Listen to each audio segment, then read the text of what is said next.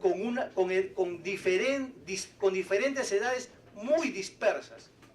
Colocar la fecha de corte un 1 de marzo, un 31 de marzo o al finalizar el año, tiene como resultado obtener un aula con edades dispersas. Y eso se puede comprobar mediante el SAGIE.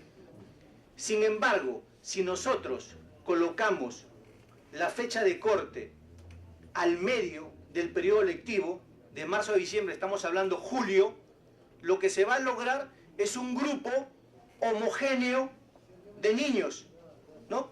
Eso es lo que nosotros propiciamos, que el grupo que conforme un aula sea lo más homogéneo posible.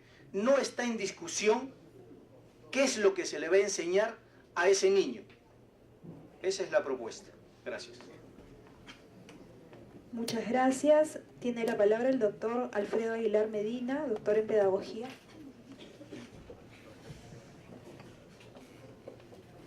Muy buenos días. Muchas gracias por la invitación a la representación nacional y, por supuesto, a todos los que estamos aquí preocupados por un tema que nos interesa a la comunidad educativa nacional. Yo vengo del sur, donde tenemos una postura bastante singular con respecto al tema de la edad. Nosotros albergamos 3 regiones que a lo largo de los años, para tocar el tema de la ESE, hemos tenido un comportamiento bastante homogéneo. No se trata de compararnos con el resto del país, pero sí mirarnos que en ese escenario las 3 regiones hemos venido trabajando conjuntamente para intercambiar esas experiencias. Y llegamos a la conclusión de que sí es posible introducir cambios en la legislación, ¿no? Estamos aquí porque el Congreso de la República tuvo a bien emitir una ley que modifica el artículo 36 de la Ley General de Educación. La institución que yo represento y que está integrada por maestros del sur, alcanzó al Congreso de la República nuestra respuesta al oficio número 66 del Ejecutivo que observaba la ley. De manera que yo quisiera centrar, señora Presidenta y señores representantes, concretamente a los aspectos técnicos. Tengo discrepancias con lo que he escuchado con la representante del Ministerio cuando cita legislación comparada, porque no la cita correctamente.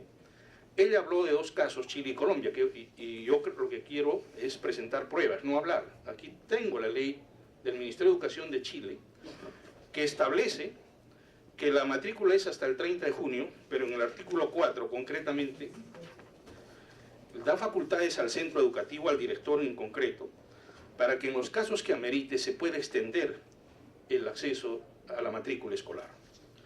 En el caso de Colombia, es también muy mal citada por la representante del Ministerio de Educación, por eso digo hay que dar el mensaje de manera completa y no fraccionada ni interesadamente. Colombia, y voy a citar además Cuba, que no ha sido citada, Colombia en el decreto 1860 establece algunos mecanismos en los cuales permite que se deje un amplio margen para que los factores exógenos determinen la escolaridad. Y quiero citar en colación a ese aspecto lo que dijo la comisión, recordarán algunos, de sabios de Colombia, que publicó un documento muy interesante, Colombia al filo de la oportunidad. Hay una frase histórica del Nobel, García Márquez, cuando dice: es una lástima que la escuela castigue a los niños tratando de homogeneizarlos a todos por igual, impidiendo que sean ellos los que se adapten libremente a la escuela.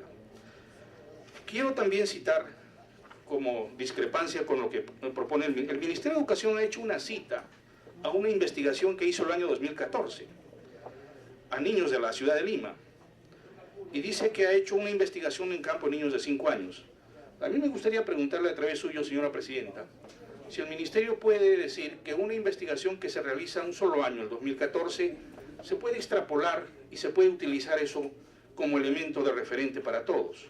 Nosotros en el sur, desde el año 2013, tenemos una investigación longitudinal que sería distinta a lo que ha hecho el Ministerio. O sea, aquí estamos discutiendo el tipo de investigación para darle solidez y confiabilidad a una investigación y presentarla ante el Congreso. Creo que tenemos que ser más serios. Y en ese sentido, nuestra investigación que está contenida en este informe es muy claramente, la hemos hecho desde 2013 al 2015, y en el sur, todos los, uniformemente, Moquegua, Tacna y Arequipa, en ese orden, reflejan de que tienen los estándares, digamos, de adaptabilidad más rápidos a la escuela. ¿Qué tipo de condiciones son las que hemos encontrado? Entre ellas, por ejemplo, los niveles de desarrollo humano, que están reflejados con otros estudios. Entonces, sí hay elementos que, como decía la señora Valdivieso, en el informe que ha presentado, en el punto I del informe del Ejecutivo que les dirige a ustedes, dice la señora Valdivieso, pues efectivamente hay casos de excepción. Entonces, no se puede, pues, de manera tan radical aceptar que el Ministerio de Educación, que además no tiene una pericia muy reconocida en materia de legislación educativa, con todo el respeto que me merece el Ministerio, yo no estoy muy de acuerdo en tener un currículo bipolar, por ejemplo, en el país en este momento.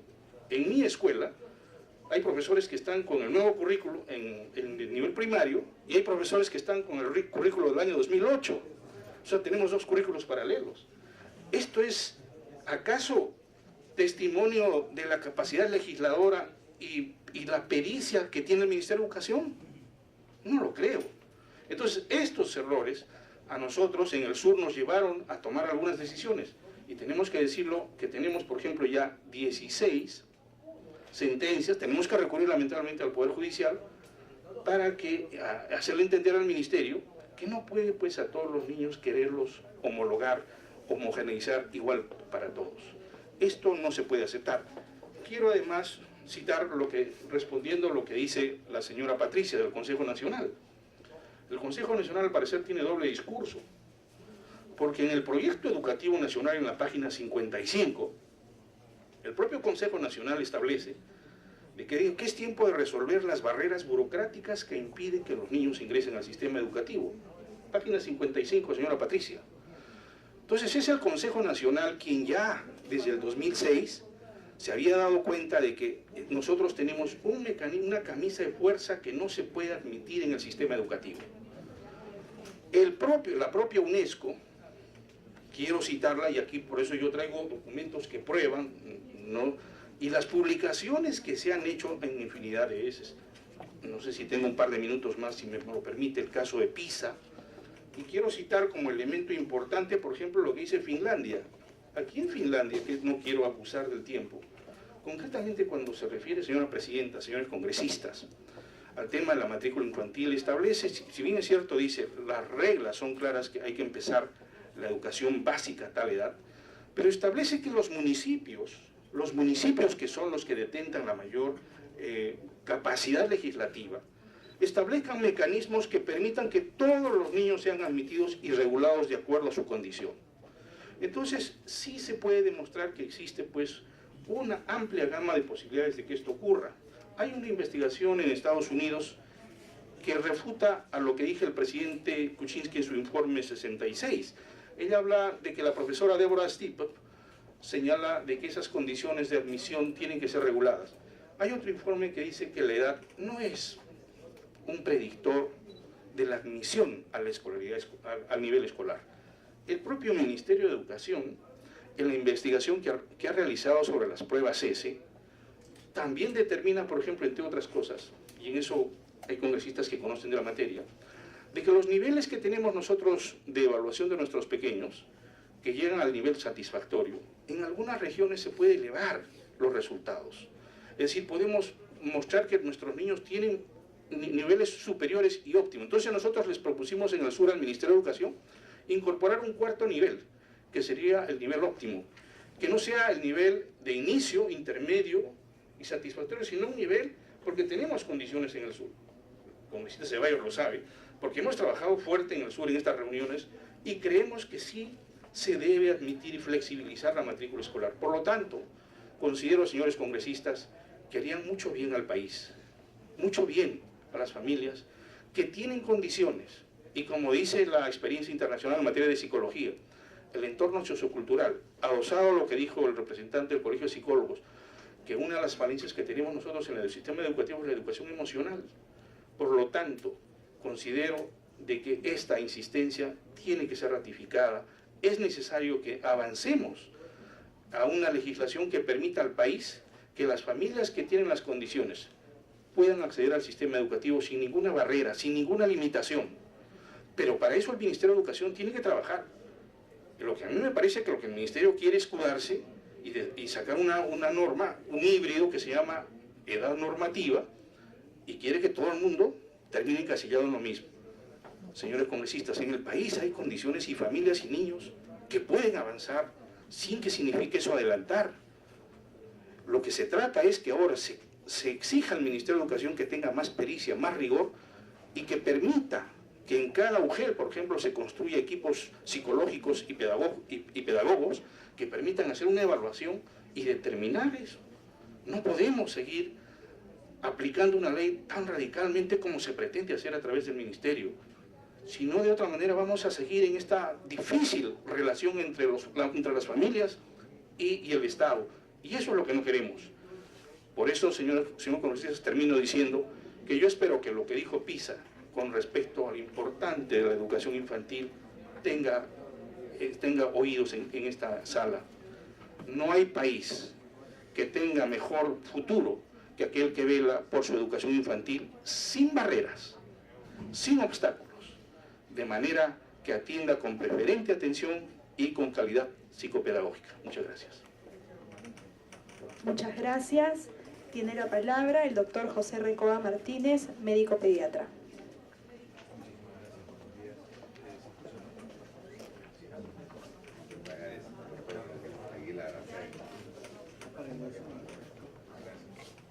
Ahora sí, muy buenos días. Muchísimas gracias, señora presidenta, de la mesa técnica de trabajo para regular o modificar parte de una ley general de educación, que creo que es una herramienta que, como la mayoría de las leyes en el mundo ideal, deberían favorecer y promover el bien común. Creo que eso está escrito en el contrato social y a veces veo que no se cumple en nuestro país. Agradezco haberme permitido estar sentado acá con todos ustedes, los saludo, haberme nutrido de todas sus experiencias basadas en el conocimiento, no en la experiencia personal. Mi experiencia personal puede ser muy mala, me da gusto encontrarme con algunas caras conocidas, amigos y colegas acá. Tenía preparado un PowerPoint, pero creo que el aparatito este no funciona bien, así que voy a tratar de ser lo más escueto posible con respecto a esto. Nosotros, cuando me invitaron a participar de esta mesa de trabajo, empecé a conversar con amigos pediatras acerca de en qué momento les decimos a los pacientes, a quienes hacemos una pediatría extrahospitalaria, ¿no? Y quienes hacen pediatrías hospitalarias también, porque cuando los niños se enferman y tienen condiciones crónicas, no pueden perder clases. Y hay una estructura bastante bien cimentada que determina que los niños que tienen condiciones crónicas que afectan su salud reciban este apoyo independientemente de la edad. Bueno, le pregunto a mis amigos y colegas a qué edad conversan con los papás sobre a qué edad deben ir al colegio. Yo mismo me sentí medio complicado el día en que tuve que mandar a mis hijos al colegio porque pensé en todos los traumas que yo había arrastrado en el colegio, que no fueron pocos, y le dejé esa tarea a mi esposa, que además es ciudadana noruega, precisamente, y para ella realmente la educación, no sé, pues es algo importante, pero no se complica. Los noruegos pagan impuestos, hay formalización, ¿cierto? Se ve la plata y todo el mundo paga impuestos. Es un contexto distinto y además creo que, al igual que en Finlandia, nace creo que un niño cada 5 años, es en fiesta nacional. Tienen una tasa de crecimiento poblacional, tienen conectividad, tienen acceso, tienen oportunidad a servicios de salud de calidad. Sobre todo en un país con casi 32 millones de personas, en donde la pobreza monetaria, únicamente monetaria, ha disminuido a 20%, en donde la desnutrición crónica infantil afecta al 14% de la población, hemos mejorado enormemente, donde ahora la mayor parte de los partos podrían ser institucionalizados, un país que tiene una tasa extraordinariamente buena en lactancia materna, más del 90% de las madres que dan a luz en nuestro país, en los diferentes contextos socioeconómicos y culturales, dan de lactar, es decir, salen amamantando a sus niños, en un contexto de país en donde hay multilingüismo, donde hay inequidad educativa, las brechas entre lo que aprenden los niños en las escuelas públicas y privadas son distintas, en las zonas rurales y las zonas urbanas son distintas. Es decir, en un país con tantas particularidades, legislar sobre algo tan delicado y sensible como la educación y la salud se hace difícil. Y el Estado, pues, precisamente no tiene la capacidad, o no la ha tenido, suficiente de generar espacios para que todo el mundo pueda acceder con libertad, que eso es lo que pensamos los pediatras. La edad no importa, que todos vayan es lo que nos importa, los que pueden y los que no pueden, aprender o no aprender, porque hay quienes, niños, la mayoría, tienen un cerebro afortunadamente sano y pueden aprender, pero hay una cantidad de niños que no tienen un cerebro afortunadamente sano y necesitan condiciones básicas de atención. Entonces, cuando nosotros los pediatras valoramos esto, decimos, bueno, no somos neurocientíficos, nosotros no participamos de la investigación, pero nos nutrimos de ella, gracias a Dios hay psicólogos, psiquiatras infantiles, neuropediatras, pedagogos, psicopedagogos y neurocientíficos que van descubriendo para qué sirve el cerebro y cómo se desarrolla. Yo tenía un amigo neurocirujano que me decía, he pasado 30 años operando cerebros y hasta ahora no sé para qué sirve. Bueno, los neurocientíficos nos están dando luces con respecto a esto y es un consenso general para quienes trabajamos en la salud de los niños desde la perspectiva integral, porque nosotros acompañamos el desarrollo de los niños de manera integral, es un consenso que definitivamente ningún niño debería quedar excluido del acceso a una educación oportuna y de calidad en la medida en la que tenga una infraestructura de calidad adecuada y una comunidad que permita generar los cimientos de una arquitectura, ¿no?, cerebral, que después van a permitir tener una funcionalidad cerebral. Y creo que ahí, como país, tenemos todavía ciertas deficiencias. Los he escuchado a todos esta mañana, todos hemos priorizado básicamente la importancia del aspecto emocional, del aspecto cognitivo, de la empatía, de cosas que son, me parecen fundamentales para el desarrollo humano, pero nos olvidamos de que nada de esto sería posible si no tenemos niños sanos. Tenemos una tasa de anemia infantil de 50% en menores de 5 años de edad, 43% de los niños menores de 3 años de edad tienen anemia por deficiencia de fierro, y las razones son múltiples, pero sobre todo porque muchas veces estos niños nacen de madres que son anémicas o que lo han sido en la niñez, nacen prematuramente, la tasa de nacimientos prematuros es importante, nacen con pocas reservas de hierro, y el hierro que ingieren es un hierro que no los nutre tan bien como el hierro de origen animal. Más de la mitad de los niños anémicos en nuestro país no están comiendo un fierro de origen animal, consumen un hierro de tipo vegetal. Y el fierro es gravitante sobre ese proceso de neuralización cerebral, sobre el cableado cerebral, sobre la sinapsis, sobre la unión entre neuronas. Si nosotros pudiésemos tener la oportunidad de ver una lámina de neuronas de un niño con anemia antes de los 5 años de edad que no ha sido corregida, probablemente se parezca mucho a la lámina que mostró la doctora González del niño recién nacido, neuronas poco conectadas. Y probablemente no sea un aspecto importante dentro del desarrollo cerebral del niño para muchos, pero sí es sumamente gravitante, porque si el niño no tiene una anemia corregida antes de los 2 años de edad y por esa razón tiene algún deterioro en sus procesos de desarrollo neurocognitivo, esto es irreversible. Y eso representa varios puntos por debajo de las famosas pruebas que miden el rendimiento académico, la satisfacción académica, que también para muchos aspectos de las comunidades pediátricas del mundo, la Academia Americana de Pediatría tiene un pronunciamiento con respecto a las pruebas de medición, no como una herramienta útil para ver el nivel de desarrollo cerebral del niño o de aprendizaje del niño, sino para medir qué también estamos funcionando como sistema educativo o qué también estamos funcionando como comunidad y como familia. ¿Sí? Y pareciera interesante este aspecto, pero si nosotros nos damos cuenta de que si las pruebas que miden todas estas capacidades son bajas por un montón de variables que podrían ser detectadas oportunamente gracias a los médicos que trabajamos con niños, a los psicólogos que trabajan con niños, a todos los profesionales. Si hubiera una guía anticipatoria, oportuna, preventiva, gran cantidad de los resultados de estas pruebas podrían ser mejorados. Para eso probablemente podrían servir las pruebas. La edad es importante, sí, pero no creo que sea el menos importante. Necesitamos niños que nazcan en un entorno saludable, en un entorno lo suficientemente bueno, como decía Winnicott. Winnicott, un pediatra que trabajó mucho en psicoanálisis infantil, él acuña este concepto de la madre lo suficientemente buena para explicar que el desarrollo de los niños está vinculado al afecto. está relacionado con ese vínculo que establecemos con nuestras madres, lo suficientemente buenas, lo suficientemente devotas para construir niños que tengan la posibilidad de poder aprender en el momento en el que sea pertinente y oportuno. Yo no sé si empezar a los 3, 4, 5 años la educación inicial sea tan importante como saber a dónde vamos a llegar con nuestros niños, ¿ok?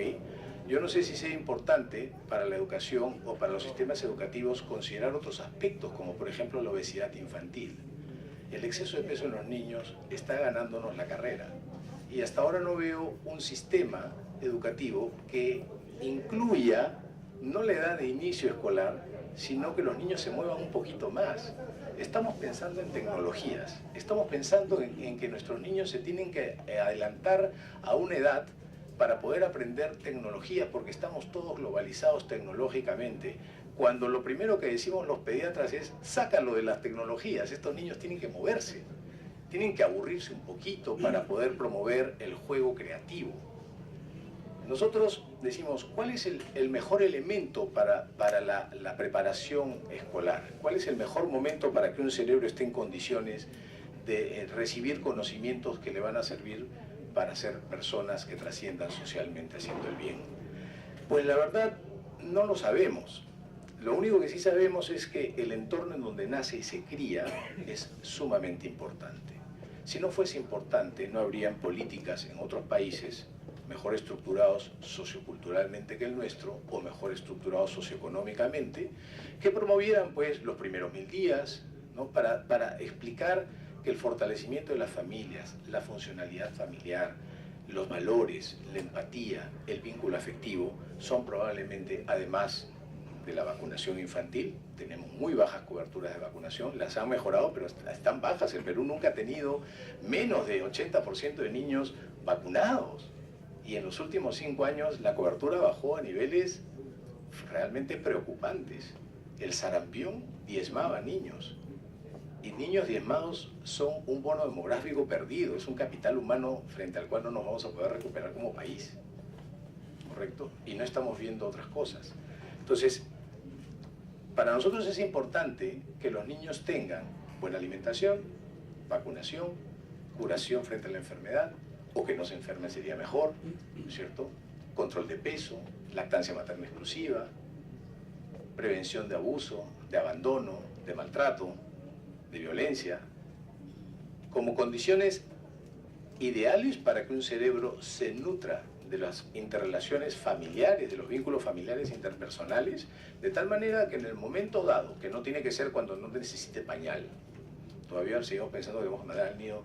Además, el Perú es el único sitio en donde el kindergarten se le llama nido, y eso tiene una historia muy antigua, porque eso tiene que ver con el primer kindergarten que se llamó el nido, Jardín de la Infancia, el nido, y creo que fue privado y estaba en San Isidro. Entonces, nosotros no tenemos que pensar en una edad determinada, tenemos que pensar en condiciones, y que estas condiciones se tienen que dar. Y se tienen que dar cuando tengamos una estructura comunal, familiar importante, sólida, y ahí sí creo que no estamos trabajando. Deberíamos tener la participación intersectorial.